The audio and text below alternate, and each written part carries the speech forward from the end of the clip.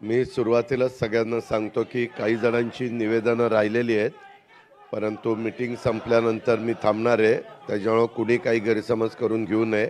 काय होतं, सभा चालूत असताना तुम्ही निवेदन दिली की सभा जरा डिस्टर्ब होते.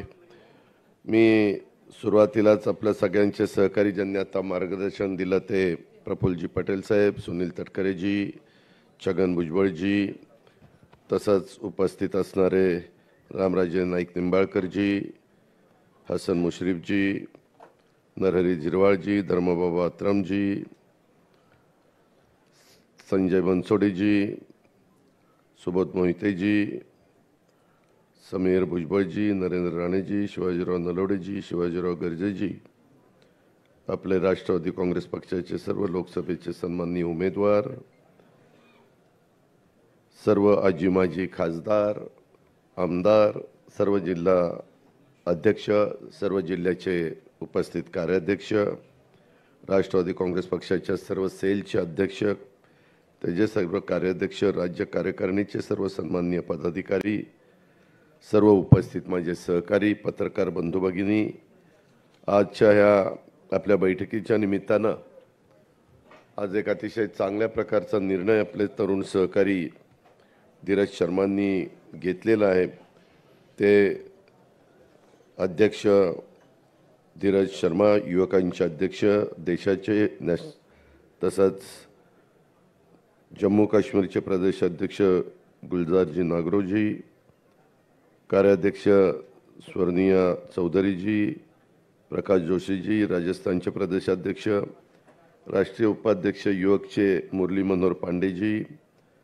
युवकचे बिहारचे प्रदेशाध्यक्ष वरुण कुमारजी, आसामचे युवक अध्यक्ष प्रदेशाध्यक्ष अनूप दासजी, उत्तराखंडचे सौरव अहुजाजी, आमच्या गुजरातचे जिग्नेश जोशीजी, हरियाणाचे निलेश शर्माजी, बिहारचे प्रदेशाध्यक्ष अविनेश पाठकजी, गुजरातचे रोहित टाडाजी, उत्तर प्रदेशचे रोशन सैनीजी, हरियाणाचे साहिबान अहमदजी, सर्व आज आमच्या लिस्ट बरीच मोठी आहे, परंतु धीरज शर्माजींच्या बरोबर ज्यांनी आजपासून आपल्या सर्वांच्या बरोबर काम करण्याचा निर्णय घेतला, राष्ट्रवादी काँग्रेस पक्षाच्या बरोबर काम करण्याचा देश पातळीवर आणि त्या राज्यामध्ये जो निर्णय घेतला, ते उपस्थित असणारे सर्व ज्यांनी प्रवेश केला ते सर्व आमचे सहकारी,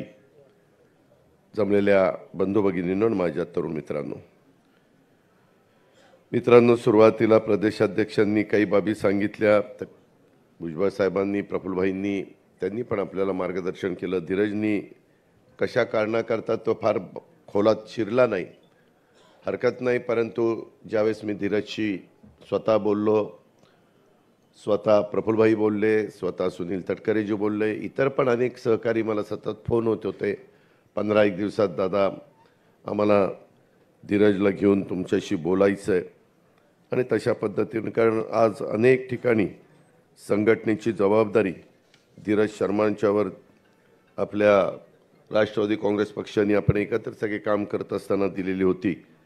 ते वर्किंग कमिटीचे मेंबर होते, नॅशनल स्पोक्समन होते, तसंच इंडिया यूथ फ्रंटचे कन्व्हेनर होते, नॅशनल प्रेसिडेंट नॅशनल यूथ काँग्रेसचे होते, को इन्चार्ज सेंट्रल ऑफिसचे नॅशनल काँग्रेस पार्टीचे होते, आणि स्टार कंपनीवर महाराष्ट्र लोकसभा समिती हे जे पण ते त्या ठिकाणी पदाधिकारी होते.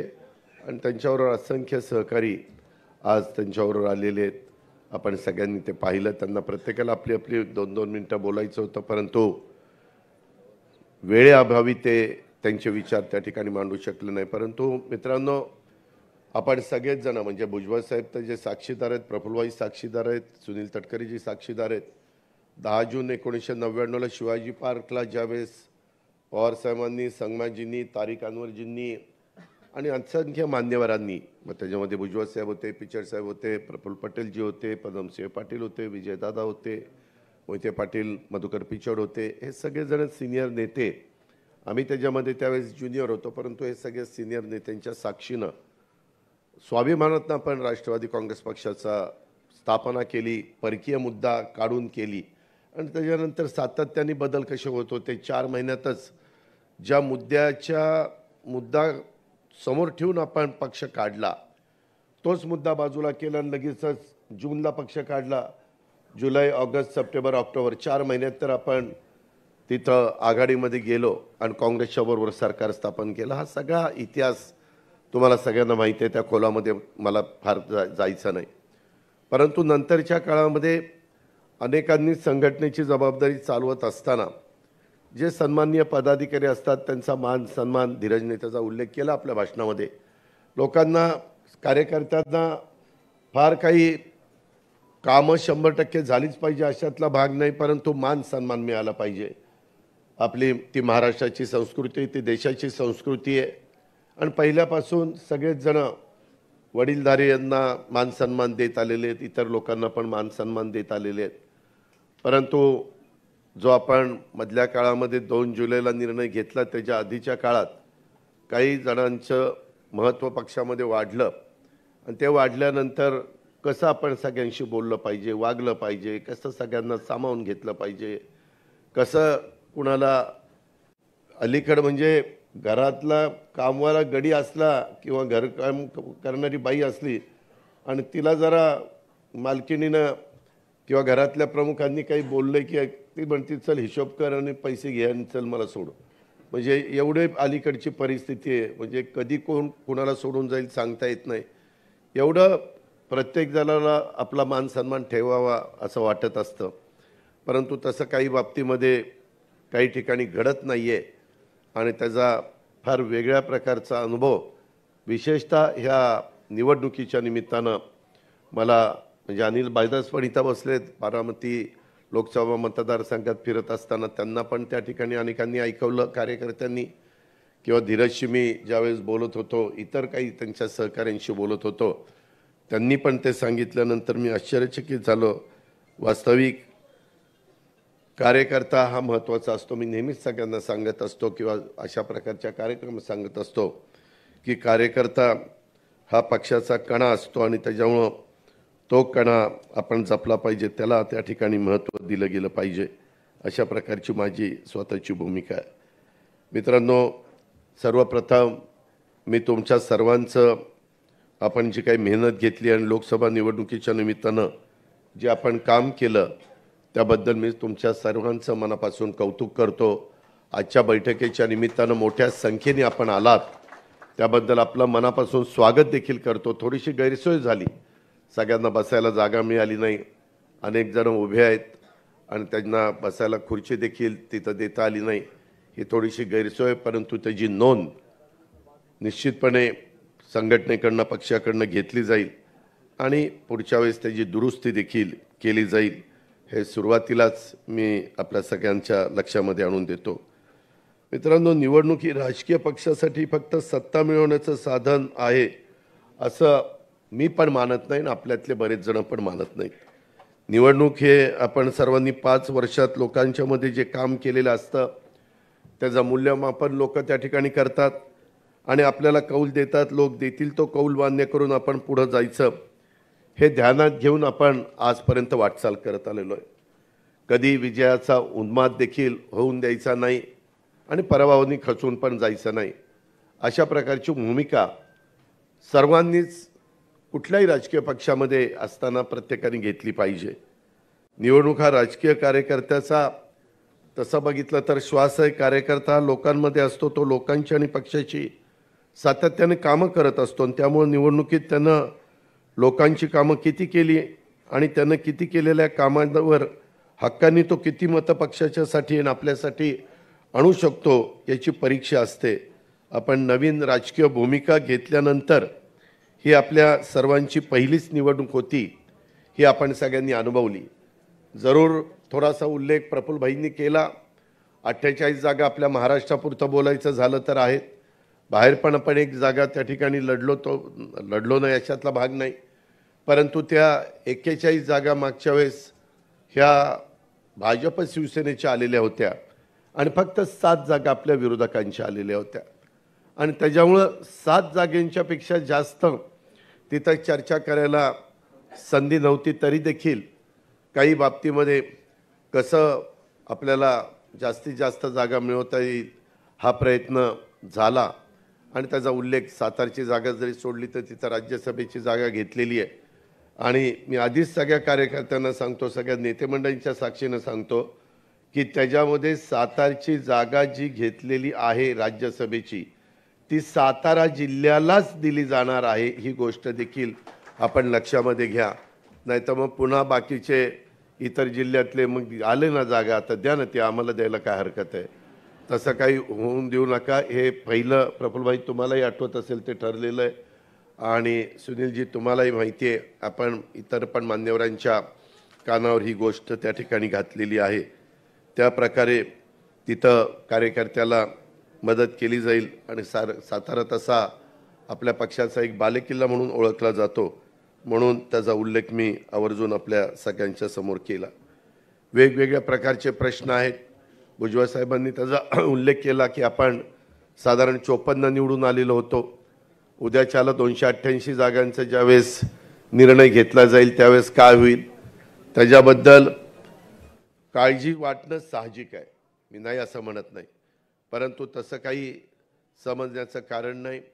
त्याच्यामध्ये व्यवस्थितपणे पक्षाच्या कार्यकर्त्यांचा, पक्षामध्ये काम करणाऱ्या सगळ्या माझ्या जीवाभावाच्या सहकाऱ्यांचा मान सन्मान ठेवला जाईल. त्या जिल्ह्यामध्ये साधारण काही ना काही राष्ट्रवादी काँग्रेस पक्षाला जागा मिळेलच अशा प्रकारची आखणी करूनच आणि थोडंसं सुरुवातीपासूनच ह्याच्यामध्ये लक्ष घालून, कारण नंतर काही वेळेस इतका शेवट आता नाशिकच्याच जागेच्या संदर्भात तुम्हाला आठवत असेल, तिथं खाली बहुतेक आमदार आपल्या विचाराचे होते, म्हणजे भाजपाने आपल्या विचाराचे, आणि तिथली जागा तिथं देत असताना थोडा विलंब लागला आणि त्याच्याबद्दल अनेकदा माणिकरावांनी असेल, सरोजने असेल, बाकीच्या आमच्या हिरामणने असेल किंवा इतर माझ्या सहकाऱ्यांनी पण तिथल्या बोलून दाखवलं की ह्याच्याबद्दल असं करून चालणार नाही. आणि मग समोरचे लोक कामाला लागतात, प्रचाराला लागतात आणि त्याचा फटका हा निश्चितपणे आपल्या सगळ्यांना म्हणजे महायुतीला बसतो. अशा प्रकारचा सुतवच त्या ठिकाणी झाला आणि ही गोष्ट मी नाकारू शकत नाही. मगाशी मी धीरज आणि ह्या सगळ्यांशी बोलत होतो, प्रफुल्लभाईंनी पण त्याचा उल्लेख केला. आपल्याला उद्याच्या 10 जूनला 25वां वर्ष आपण साजरं करतोय, म्हणजे 1099 ते 2024, तर त्यामध्ये 25 वर्ष पूर्ण होत आहेत आपल्याला आणि 26वा वर्धापन दिन, पहिला वर्धापन दिन जर 10 जून 1999चा आपण धरला तर, आणि त्याच्यातून पुन्हा राष्ट्रीय पक्ष म्हणून आपल्याला मान्यता मिळवायची आणि तशा प्रकारचा प्रयत्न हा सगळ्यांचा चाललेला आहे.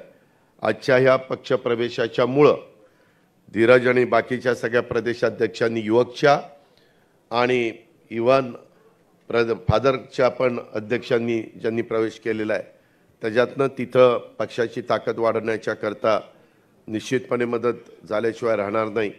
त्यांचं सर्वांचं आपण स्वागत केलेलंच आहे. आणि पुढचं अधिवेशन कुठं घ्यायचं, ज्याचा उल्लेख सुनील तटकरे यांनी केला, मग ते षण्मुखानंदला घ्यायचं का तालकटोराला दिल्लीमध्ये घ्यायचं ते आम्ही त्या ठिकाणी ठरवू. 10 जूनलाच होईल असं सांगता येत नाही, कारण 10 जूनला जर काही वेगळं दिल्लीमध्ये त्या दिवशी घडलं तर 2 दिवस पुढं पण ते जाण्याची शक्यता नाकारता येत नाही. 2-3 दिवस ह्याची पण कृपा करून कार्यकर्त्यांनी नोंद घ्यावी. पण 10 जूनला आपला वर्धापन दिन आहे, तो मात्र वेगवेगळ्या भागामध्ये चांगल्या पद्धतीनं साजरा करण्याच्या बद्दलचा कार्यक्रम हा सगळ्या जिल्हाध्यक्षांना, कार्याध्यक्षांना, सगळ्या माझ्या सहकारी मित्रांना दिला जाईल. त्याबद्दल आपण यत्किंचितही शंका मनामध्ये बाळगू नका, अशा प्रकारची विनंती मी आपल्या सगळ्यांना करीन. मित्रांनो, वेगवेगळ्या प्रकारचे प्रश्न आहेत.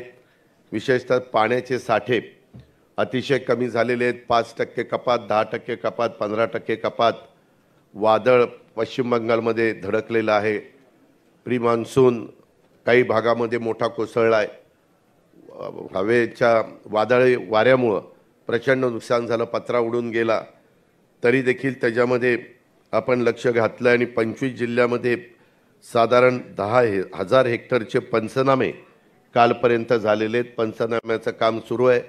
कारण तो काही ठिकाणी जनावरं मेलीत, काही ठिकाणी मनुष्यहानी पण झालेली आहे, पत्रे पण उडालेले आहेत, घराचंही नुकसान झालेलं आहे, पिकांचं उन्हाळी पिकांचं नुकसान झालेलं आहे आणि काही भागामध्ये प्रचंड मोठ्या प्रमाणात टँकरनी पाणी पुरवठ्याची मागणी आहे. ती पण मागणी पूर्ण करण्याचं काम आपण करतोय आणि त्याच्यामध्ये सातत्याने आपलं लक्ष आहे. त्यामध्ये ज्या दिवशी आपल्या इकडचं मतदान झालं त्याच्यानंतर ताबडतोबच मंत्रालयामध्ये बसून आमचा सगळ्यांचा आढावा चाललेला आहे. स्वतः मुख्यमंत्री पण घेत आहेत. आज देखील राज्यातील मान्सूनपूर्व तयारीच्या अनुषंगाने आढावा बैठक होती, पण तो आपली बैठक लागल्यामुळं आम्ही मुख्यमंत्र्यांना म्हणालो की उद्या 12 वाजता ती बैठक घ्या. त्याच्यामुळं मान्सूनपूर्व तयारीची पण बैठक उद्या होणार आहे आणि 350व्या शिवराज्याभिषेक महोत्सव 350वा यंदाच्या वर्षी आपल्याला साजरा करायचा आहे आणि त्याचाही उद्याच्याला आम्ही बैठक त्या ठिकाणी ठेवलेली मुख्यमंत्र्यांच्या अध्यक्षतेखाली. ती पण साधारण उद्याच्याला होईल. मला लोकप्रतिनिधींना इथं बरेचसे आमदार आहेत म्हणून त्यांना सांगायचं आहे की या सगळ्याच्या संदर्भात मदत पुनर्वसन खात्याचे मंत्री इथंच आहेत. किती तारखेला आपण बैठक घेतली होती? 21 तारखेला. 21 तारखेला आम्ही बसलो होतो मंत्रालयामध्ये. आम्ही फार टी व्हीकडं किंवा प्रेसकडं जात नाही. बैठक घेतली, नामकं झालं तमकं झालं, फोटो काढा आणि ते सोशल मीडियाला टाका आणि ते अमकं करा. त्याच्यामध्ये थोडीशी आचारसंहितेची अडचण होती. आपण खरं तर 20 तारखेला महाराष्ट्रातल्या निवडणुकीचं मतदान झालं 5व्या टप्प्यातलं आणि ते झाल्यानंतर आम्ही नितीन करीर म्हणून आपले चीफ सेक्रेटरी आहेत त्यांना सांगितलं तुम्ही निवडणूक आयोगाला कळवा की आता इथं आचारसंहिता शिथिल करा, काढून टाका नका, शिथिल करा की ज्याच्यातनं काही निर्णय मंत्र्यांना घ्यायला सोपं जाईल, कॅबिनेट घेता येईल, कॅबिनेटमध्ये देखील काही निर्णय घेता येतील.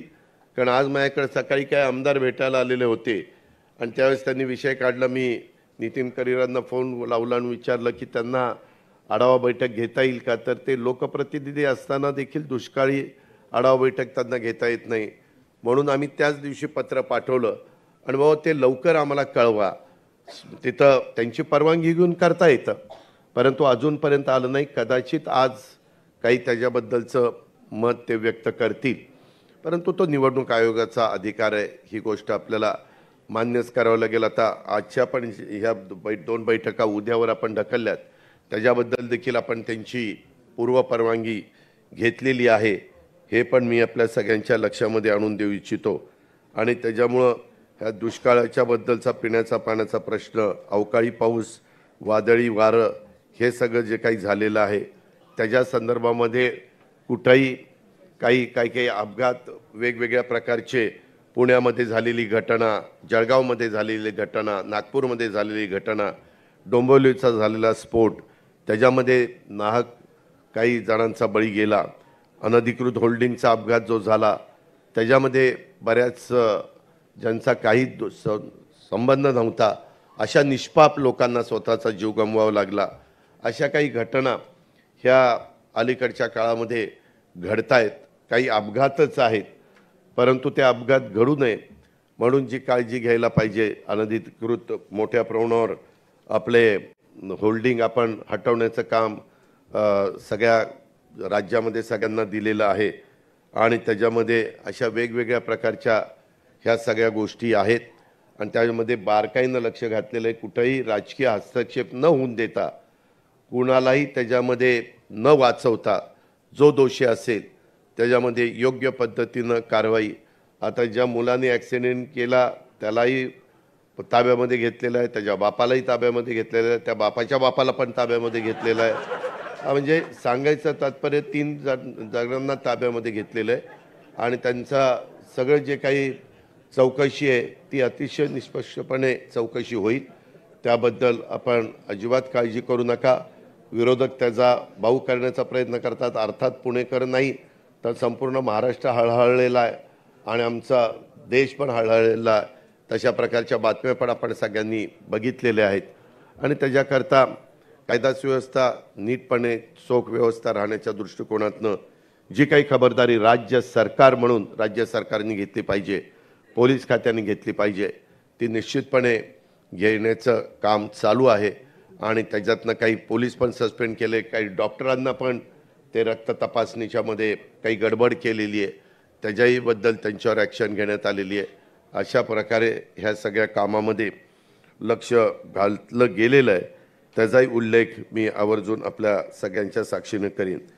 मगाशी भुजबळ साहेबांनी जे काही सांगितलं की आता मध्ये दिवस कमी राहतात, एक तर 10 जूनला आपलं अधिवेशन होणार होतं, आपण अंतरिम बजेट दिलं, त्याच्यानंतर राहिलेल्या 8 महिन्याचं बजेट मला द्यायचं होतं 10 जूनला पहिल्यांदा पुरवणी मागण्या आल्या असत्या आणि नंतर मी बजेट मांडणार होतो, पण ते थोडंसं पुढं जाईल. कामकाज सल्लागार समितीची बैठक उद्याच्याला मी CM साहेबांना मध्ये एकदा सांगितलं, परंतु आज गडकरी साहेबांचा वाढदिवस आहे, मी त्यांच्या वाढदिवसाच्या निमित्तानं देखील आपल्या सर्वांच्या वतीनं त्यांना मनपूर्वक शुभेच्छा या ठिकाणी देतो. सकाळीच माझा फोन झालेला होता, पण त्या निमित्तानं उद्याच्याला आम्ही कामकाज सल्लागार समितीची बैठक कधी घ्यायची ते ठरवू आणि ते 10 जूनलाच ठेवायचं का 17 जूनला करायचं का अजून काही 23 जूनला करायचं ते ठरवलं जाईल आणि ते तुम्हाला सगळ्यांना पेपरमध्ये मीडियाच्या माध्यमातून पाहायला मिळेलच आणि त्याचा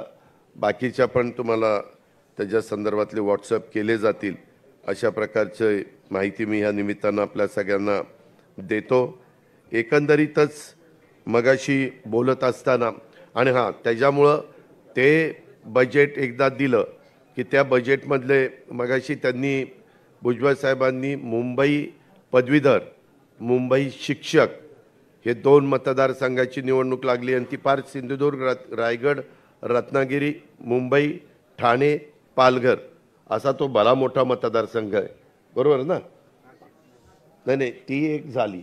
नाशिकची दुसरी, नाशिक, जळगाव, नगर, नंदुरबार आणि धुळे ती दुसरी निवडणूक आहे आणि त्याच्यामुळे या पुन्हा आचारसंहिता. तर भुजबळ साहेबांचं मत बरोबर आहे की फक्त शिक्षक तिथे वोटर असतात आणि काही ठिकाणी पदवीधर तिथं वोटर असतात, पदवीधर मतदारसंघात. तर तशा पद्धतीनं ह्या सगळ्याच सारख्या अशा निवडणुका लागल्या तर मग काहीच काम करता येणार नाही.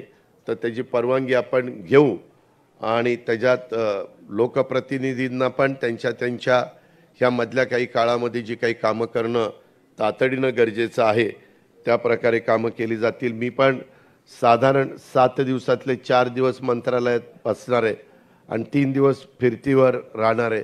आपल्याला आता विभागाचे पण मेळावे घ्यावे लागतील, आपल्याला आता जिल्ह्याचे पण मेळावे घ्यावे लागतील, आपल्याला सुरुवातीपासूनच कामाला लागावं लागेल.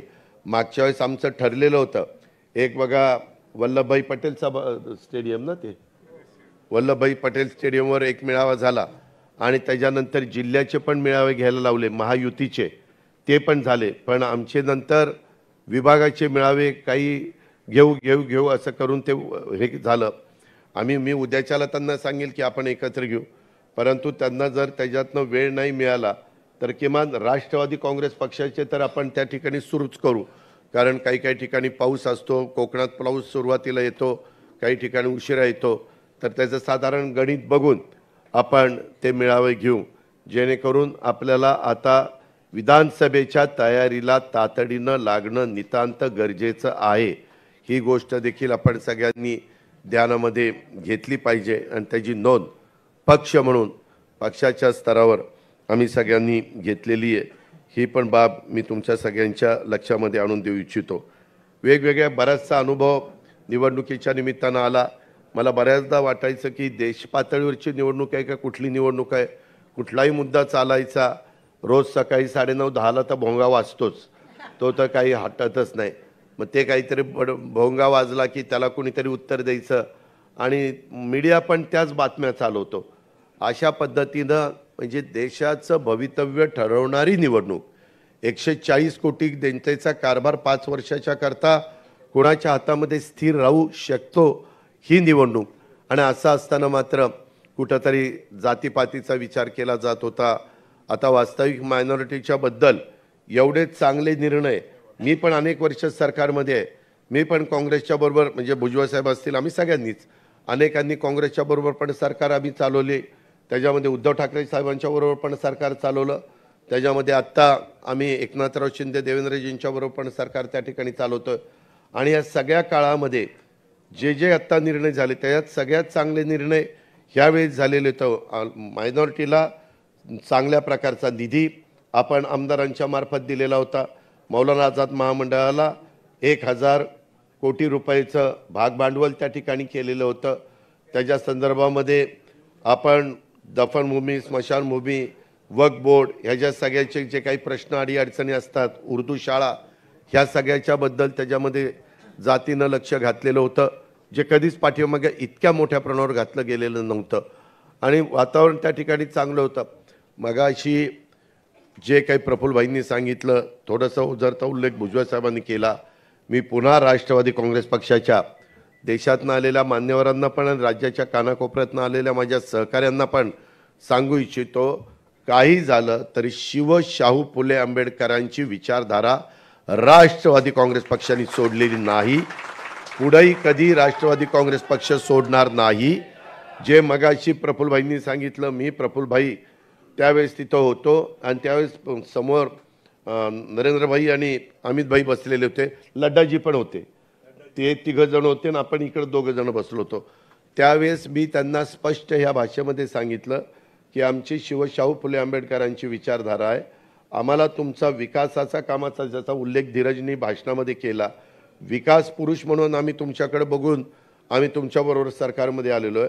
राज्याचा विकास झाला पाहिजे, देशाचा विकास झाला पाहिजे, जगामध्ये देश जगामध्ये भारताचा नावलौकिक हा सर्व दूरपर्यंत वाढला गेला पाहिजे. कुणी आपल्याकडे वाकड्या नजरेने बघता कामा नये. कालच पुन्हा इस्रायलवर हल्ला झालेला आपण बघितला असेल, काल का परवाच झाला. म्हणजे अशा प्रकारच्या घटना अचानक कधी काय घडतं, रशिया किंवा युक्रेनचं काय झालं हे पण आपण त्या ठिकाणी बघितलं. म्हणजे अशा घटना घडत असताना आपल्या आजूबाजूचे पण कुठं काही गडबड करणार नाही अशा प्रकारची परिस्थिती निर्माण करण्यात आली.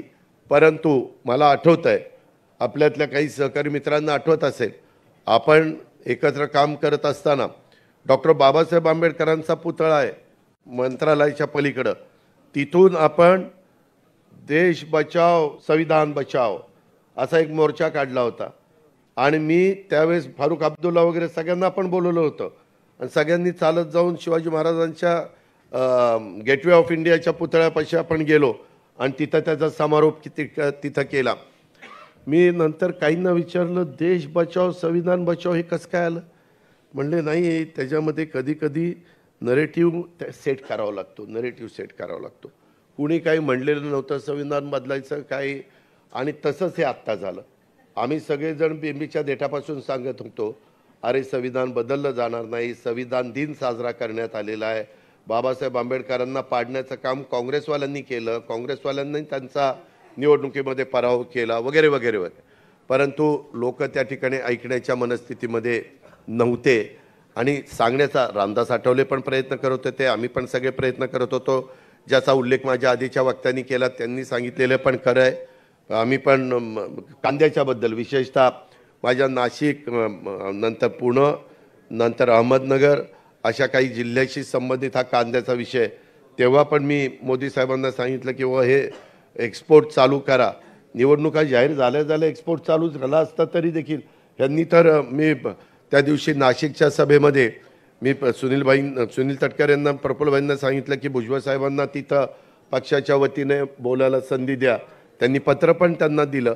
पण त्या एकेका गोष्टीचा उल्लेख काय होतं, 5 वर्ष किती काही काम केलं तर कधी फार लक्षात ठेवता असं नाही. आपल्या इथली शॉर्ट मेमरी जगात कुठं बघायला मिळणार नाही, अशी शॉर्ट मेमरी आपली भारतीयांची आहे, ही फॅक्ट आहे. त्याच्यावर त्या 3-4 महिन्यात काय चालते, 5-6 महिन्यात त्याच्यावरच इलेक्शनचा सगळा बाकीचं हे चालतं, म्हणजे काय होणार काय नाही होणार असं. आणि त्याबद्दल आपण सगळ्यांनी काळजी केली पाहिजे, घेतली पाहिजे. संघटना म्हणून निश्चितपणे आम्ही आमच्या स्तरावर त्या ठिकाणी काळजी घेऊच, ह्याबद्दल तिळमात्र शंका मनामध्ये कोणी बाळगू नका. पण एकंदरीत मला आठवतं आहे, आम्ही ज्यावेळेस एकत्रपणे आपण काम करायचो त्यावेळेस कधी कधी आम्हाला सांगितलं जायचं, जरा शिवसेनेवर टोकाची भूमिका घ्या, शिवसेनेला ठोका, शिवसेनेवर त्या म्हणजे आपण एकत्र महाविकास आघाडीत असताना मी त्यांना विचारायचो काय, ते म्हणले शिवसेनेला ठोकल्यावर अल्पसंख्याकांना फार समाधान मिळतं, आनंद वाटतो. म्हणजे शिवसेनेला हे विरोध करतात आणि ह्यावेळेस तर अल्पसंख्याक तर शिवसेनेबरोबरच जायला निघाला होता. म्हणजे काय कुठं कसं गणित बदलतं काय ते ब्रह्मदेव आला तरी सांगू शकणार नाही ह्यावेळेस काय होणार आणि काय नाही. त्या माझ्या बीड, जालना आणि परभणी ह्या जिल्ह्यात तर जातीवादावरच इलेक्शन गेलं. मराठेतर म्हणजे काही काही गावामध्ये हेच सुरू झालं. म्हणजे अरे कुठं देश चाललाय, काय चाललंय, जग कुठं चाललंय, आपण कुठल्या अजून जातीपातीमध्ये कुठं अडकून बसतोय. ह्याही गोष्टी ज्यावेळेस आपण शाहू फुले आंबेडकरांची विचारधारा म्हणतो, ह्या लोकांचा आदर्श डोळ्यासमोर ठेवून पुढे जायचं म्हणतो, मनुस्मृती वगैरे भुजबळ साहेबांनी सांगितलं, त्याच्यामध्ये कुठल्याही परिस्थितीत आपण सरकारमध्ये असेपर्यंत तरी तसं आपण कोणी होऊन देणार नाही, तुम्ही काळजीच करू नका. कारण माझं स्वतःचं दीपकशी पण बोलणं झालेलं आहे की सरकार, दीपक पण पूर्वाश्रमीचा राष्ट्रवादीचाच, आपणच त्याला आमदार केला आणि नंतरच्या काळात काही बदल झाला ती गोष्ट वेगळी. परंतु अशा पद्धतीनं कुठलंही ज्याच्यातून आपली जी काही ज्या विचारधारेतनं आपण सगळेजण पुढं चाललेलो आहोत त्या विचारधारेला कुठंतरी ठेच पोचेल, तिथं कुठंतरी धक्का लागेल अशा पद्धतीनं मग त्याच्याबद्दल कितीही मोठी किंमत मोजावी लागली तरी चालेल, परंतु राष्ट्रवादी काँग्रेस पक्ष पाठीमागे येणार नाही, मागं हटणार नाही. ही पण गोष्ट मी आपल्या सगळ्यांना अतिशय स्पष्टपणे सांगतो. नाहीतर पुन्हा काहीतरी कुणीतरी पुढ्या सोडायचं काम करतंय आणि नको ती चर्चा त्या ठिकाणी सुरू करतात. हे स्पष्ट सगळ्यांनी त्याच्याबद्दलची नोंद आपण सगळ्यांनी घ्यावी अशा प्रकारची माझी आपल्याला सूचना आहे. आता हे पुण्याच्या संदर्भामध्ये वेगवेगळ्या गोष्टी चाललेल्या आहेत. खरं तर आर पाटीलच गृहमंत्री असताना डान्स बार बंदी वगैरे आपण कायदा केलेला होता. आता ते डान्स बार बंदी असेल, पब बंदी असेल, ऑर्केस्ट्रा बार बंदी असेल, ह्याच्याबद्दल पण एकदा फेरविचार करून कशा पद्धतीनं नियम कायदे करायचे आणि त्याच्यातून कुठल्याही परिस्थितीमध्ये जे सज्ञान नाहीत अशा मुलांना ज्या गोष्टी नको त्या मिळतात आणि पालकांचंही लक्ष नसतं आणि मग त्याच्यात निष्पाप काही तरुणींना पण स्वतःचा जीव गमवावा लागतो, ते पण अजिबात होता कामा नये. म्हणून जी काही पावलं उचलावी लागतील ती पावलं उचलली जातील, ह्याही बद्दलची नोंद आपण सगळ्यांनी ह्या बैठकीच्या निमित्तानं घ्यावी. दुसरा एक विषय मला तुम्हाला सांगायचा होता, मी त्याचा साक्षीदार आहे, ह्याच्यातले बरेच इथं बसलेले त्याचे साक्षीदार आहे. 2004च्या बद्दल मधी पवार साहेबांनी एक स्टेटमेंट केलं की 2004ला जर राष्ट्रवादी काँग्रेस पक्षाचा मुख्यमंत्री केला असता तर पक्ष फुटला असता. दादांत खोटं आहे, दादांत खोटं. मी त्यावेळेस होतो, त्याच्यामध्ये आम्ही सगळेच जण होतो, भुजबळ साहेब होते, प्रफुल्लभाई होते, तटकरे साहेब होते, सगळे आम्ही होतो. उलट आम्हाला वाटत होतं ते करावं आणि मी तर त्यावेळेस मुख्यमंत्री पदाचा मध्ये इंटरेस्टेड नव्हतो त्यावेळेस. तर त्यावेळेस मला वाटत होतं की भुजबळ साहेब त्या ठिकाणी होतील, कारण राष्ट्रवादी काँग्रेस पक्षाची स्थापना झाल्यानंतर खऱ्या अर्थाने महाराष्ट्राच्या कानाकोपऱ्यामध्ये राष्ट्रवादी पक्ष पोचवण्याचं काम कुणी जर केलं असेल तर ते भुजबळ साहेबांनी केलं. ही गोष्ट कुणी नाकारू शकत नाही. आम्ही सगळेजण बघत होतो, प्रचंड म्हणजे पहिले अध्यक्ष पण होते आणि त्यांनी कशा पद्धतीनं त्यावेळेस बाळासाहेब ठाकरेंच्या हिंदू हृदय सम्राट सरसेनापती बाळासाहेब ठाकरेंच्याबद्दल बोलणं म्हणजे लोक म्हणायचे अरे बापरे आता ह्याचं काही खरं नाही. परंतु त्यांनी ते किणी प्रकरण आणि काय कोण टी काय मी आता ते काही काढत नाही, परंतु ते सगळं काढलेलं होतं आणि त्याच्यातनं एक वातावरण असंच निर्माण झालं. पण एवढं वातावरण निर्माण होऊन देखील आपण 58लाच थांबलो आणि काँग्रेसचं प्रचाराला कुणी नव्हतं तरी ते 75ला गेले आणि तिथली आपली संधी त्या ठिकाणी गेली. पण 2004ला पुन्हा सगळ्यांनी चांगल्या पद्धतीनं कामं केली आणि ती संधी आली.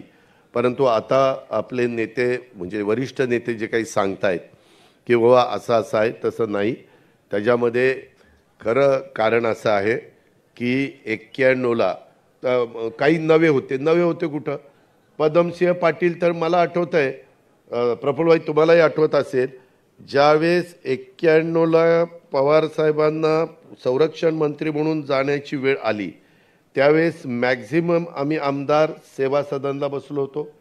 सेवा सदन हा सगळे सगळे आम्ही होतो. सेवा सदनला मेजॉरिटी तिथं एकत्र काँग्रेस होती आणि सगळ्यांनी पद्मसिंह पाटलांचं नाव दिलं होतं. त्याच्यात सुधाकरराव नाईकांचं नाव कुठं चर्चेला नव्हतं. सुधाकरराव नाईक सिनियर नेते आहेत, त्यांच्याबद्दल आदर आहे. त्यांच्या हाताखाली आम्ही भुजबळ साहेबांनी काम केलं, त्याच्यातनं गैरसमज कोणी करू नका. पण तिथं जाताना पद्मसिंहांना न करता पवारसाहेब शेवटी अंतिम निर्णय घेणारे साहेबांनी तो निर्णय घेतला आणि ते सरकार त्या ठिकाणी बदललं गेलं. आणि नंतर भुजबळ साहेब प्रफुल्ल आपले पद्मसिंह विजयदादा वगैरे त्या सगळ्या मंत्रिमंडळामध्ये राहिले. सांगायचं तात्पर्य तेव्हा तर पण त्यांचा विचार झालाच होता. ही कधीची गोष्ट 91 आणि नंतर कुठं आला 2004. म्हणजे हा मग 13, 14, 15 वर्षांनी संबंध आला. मग 14-15 वर्षांनी सगळे नौके होते. नौके म्हणायचं कारणच नव्हतं. पण आता काही पण सांगतात. मला बातमी कळलेली अशी आहे, माझी बातमी खरीच आहे, की त्यामध्ये नाईक साहेबांना मुख्यमंत्री केल्यानंतर नाईक साहेब 1 वर्ष देखील साहेबांचं त्यांनी ऐकलं नाही. 1 वर्षाच्या आतच नाईक साहेबांनी ते सावज टप्प्यामध्ये आलं की मी ते सावज टिपतो असं काय काय ते बोलले बघा. आणि 17 लोकांना आपल्याला भुजबळ साहेब काढून टाकलं. काय ते विजयदादांनी आपल्याला कळवलं की तुम्हाला 17 लोकांना मंत्रिमंडळातनं काढलं. तिथनं ते सगळी गडबड झाली.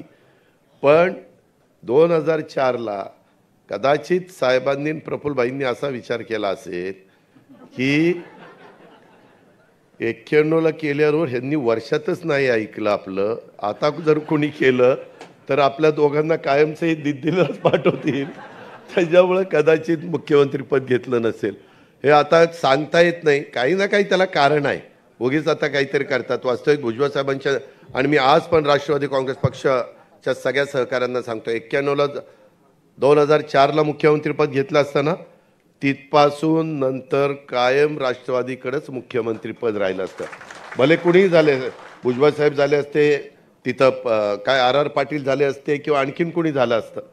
पण सतत, कारण मुख्यमंत्र्याच्या हातात एवढी पॉवर असती की आता आम्ही अनेक सरकारमध्ये कामं केलेले असल्यामुळे ते बघतो. परंतु हरकत नाही, आता तेच उघडण्यात बसण्यात अर्थ नाही. सांगायचं तात्पर्य आपण पुन्हा जोमाने कामाला लागू. जास्तीत जास्त जागा घेण्याची जबाबदारी आम्ही सगळेजण जे चर्चा करतो. हां, ते विदर्भामध्ये एक विधान परिषद, विदर्भाचे एक बरोबर आहे, एक विधान परिषद घेतली आणि अजून एक खानदेशमध्ये एक घ्यायची. ते तटकरे साहेबांचं आपलं आणि तुमचं आणि देवेंद्रजीचं बोलणं झालं. फक्त एकाशी बोलायचं आहे. त्याच्यावर ते 2 तरी त्या विधान परिषद आपण जास्त घेणार आहेत. सांगायचं तात्पर्य, जरी आपण कुठंतरी युतीमध्ये तडजोड करण्याच्या करता काही काही म्हणतात ना, युद्धात जिंकले पण तहात हारले असं फाला नाही. तसलं काय होणार नाही. युद्धात पण जिंकलं जाईल आणि तहात पण जिंकलं जाईल. तुम्ही काही काळजी करू नका. त्या पद्धतीनं आपण काम करू. आणि इतर जर मान्यवरांनी खरं तर काही आज आम्हाला काही जिल्हाध्यक्षांच्या पण काही बाबी ऐकायच्या होत्या, परंतु वेळ बराच झालेला होता आणि धीरजनी पण सांगितलेलं होतं, धीरजची चर्चा झाली नाही. सगळे मान्यवर परराज्यातनं सगळे आलेले होते. थोडंसं घाईत हे सगळ्या गोष्टी झाल्या. परंतु एकदा तुम्हाला सगळ्यांना घेऊन बसणं गरजेचं होतं. बरेच जण आमदार अजून परदेशी पण गेलेले आहेत, काही अभ्यास दौऱ्यावर गेलेले आहेत, काही फॅमिलीला घेऊन गेलेले आहेत. अभ्यास दौरा कसा असतो ते नरहरी झिरवाळांना माहिती आहे. परदेशातला अभ्यास दौरा तर त्याच्यामध्ये हरकत नाही. पण काही काहींना वाटतं की काही जण म्हणजे जावं 4 दिवस कुठं फॅमिलीला घेऊन, आणि त्या पद्धतीनं काही जण येऊ शकलेले नाहीत. आणि काही बाबतीमध्ये आम्ही खरं तर 22लाच मीटिंग घेणार होतो, परंतु त्यावेळेस लगेच मीटिंग घेणं बरोबर नाही म्हणून ती आज 27ची तारीख आपण काढली. मला लोकप्रतिनिधींना पण सांगायचं, त्यांचे जे काही असणारे काही प्रश्न असतील, इतर काही गोष्टी असतील, ते याच्याबद्दल कुठल्याही अफवांच्यावर कुणीच कार्यकर्त्यांनी, अध्यक्षांनी, सहकाऱ्यांनी विश्वास ठेवू नका. आत्ता आम्ही जे काही सांगितलेलं आहे ते त्याच पद्धतीनं आपल्याला सगळ्यांना पुढं जायचं आहे. त्याच्यामुळं कारण नसताना वेगवेगळ्या 4 तारखेच्या निकालाच्या बद्दल तर मगाशी प्रफुल्लभाईंनी थोडंसं विस्तृतपणे सांगितलेलं असल्यामुळे मी त्या खोलामध्ये जात नाही. इतर पण काही निवेदन दिलेले आहेत, काहींना अजून काही सेलचे पदाधिकारी म्हणून पाहिजे, आणखीन काही वेगवेगळ्या ठिकाणी पाहिजे, त्याच्याबद्दल पण आपण योग्य ती कारवाई करू. याबद्दलची पण नोंद आपण सगळ्यांनी ह्या निमित्तानं घ्यावी. आणि आज महायुती एक सरकार म्हणून कुठल्याही बाबतीमध्ये हे जे काही नैसर्गिक संकट आलेलं आहे त्याच्यावर मात करण्याच्या करता, त्याच्यातनं मार्ग काढण्याच्या करता कुठं कमी पडत नाही. एक चर्चा अशी पण चाललेली आहे की जून महिन्यात कदाचित पाऊसच पडणार नाही आणि मधी अशी परवा कोणीतरी पवार साहेबांनीच एक चर्चा केलेली होती आणि ते धनंजय काहीतरी परदेशात गेलाय, धनंजयच्या मुलीचा एक पदवीदान समारंभ आहे, त्याच्याकरता गेला. वास्तविक आम्ही सगळेजण या शेतकऱ्यांच्या प्रश्नाच्या संदर्भात, कारण आम्ही पण शेतकरी आहोत, त्याच्यामुळे त्या संदर्भात पण आमचं सगळ्यांचं बारकाईनं लक्ष आहे. ही बाब आपण सर्व राष्ट्रवादी काँग्रेस पक्षाच्या सन्माननीय पदाधिकाऱ्यांनी, कार्यकर्त्यांनी, सहकारी मित्रांनी लक्षामध्ये त्या ठिकाणी घ्यावी, अशा प्रकारची मी आपल्याला सगळ्यांना विनंती करतो. त्यामुळं कुणी काही जण अशा प्रकारची स्टेटमेंट करतात आणि मग आपल्या पक्षाच्या एखाद्या मंत्र्यावर किंवा ते हजर का नव्हते, काय नव्हते, ते मला विचारूनच गेले होते. त्याच्या मुलीचा कार्यक्रम होता आणि पण आम्ही स्वतः त्याबद्दलच्या सगळ्या खरीपपूर्व आपण जो काही हे असतो त्याची पण तयारी, त्या बाबतीमध्ये खरीप हंगामपूर्व तयारी, बी बियाणं, खतं, औषधं, ती पण व्यवस्थितपणे राज्यातली केलेली आहे. साधारण ज्या शेतकऱ्यांची कुठली मागणी कपाशीची असेल, मक्याच्या बियाण्याची असेल किंवा कुठल्याही बियाण्याची असेल, किंवा DAP, पोटॅश आणि युरिया, हे पण ह्यावेळेस जरा आम्ही लिक्विड युरियाला जास्त महत्त्व दिलं आहे. आपण पण शेतकरी जे असतील त्यांनी जरा लिक्विड युरियाकडे वळलेलं जास्त शेतीच्या दृष्टीनं फायद्याचं ठरेल. अशा या सगळ्या बाबींचा फार बारकाईनं विचार करून आपण पुढं चाललेलो आहोत. ह्याची पण नोंद आपण सगळ्या राष्ट्रवादी काँग्रेस पक्षाच्या कार्यकर्त्यांनी घ्यावी, अशा पद्धतीने माझी विनंती है. फिर एक दफ़ा धीरज शर्मा जी और उनके साथ जो भी अलग अलग स्टेट के लोग आए हैं, उनका सबका मैं तहे दिल से स्वागत करता हूं और मैं पूर्ण विराम देता हूं. जय हिंद, जय महाराष्ट्र.